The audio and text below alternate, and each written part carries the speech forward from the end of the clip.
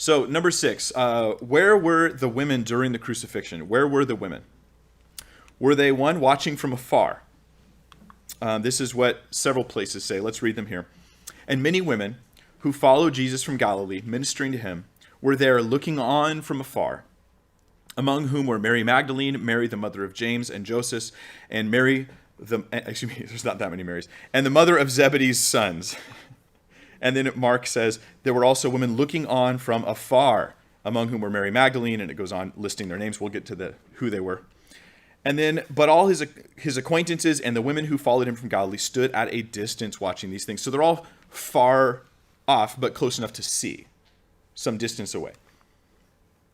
John puts it this way.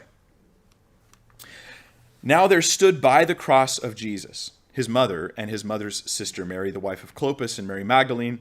When Jesus therefore saw his mother and the disciple whom he loved standing by, he said to his mother, "Woman, behold your son." Then he said to the disciple, "Behold your mother." And from that hour, that disciple took her to his own home. The implication is that she could hear him talk. So what's the solution? The solution is this. Matthew, Mark, and Luke speak of the location of the women at the moment of Jesus' death. If you carefully read, and I did, each of these passages, Matthew, Mark, and Luke, in context, the context is directly at the moment of the death of Christ.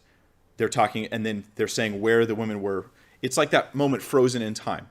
You know, like where were you at 9/11 or something? You know exactly where you were. The very moment of Christ breathing his last, here's a sort of photograph of it. They were standing off from afar. John, however, speaks of the location of some of these women at some time before Jesus' death. It's not specific. It's just he was on the cross for 3 hours.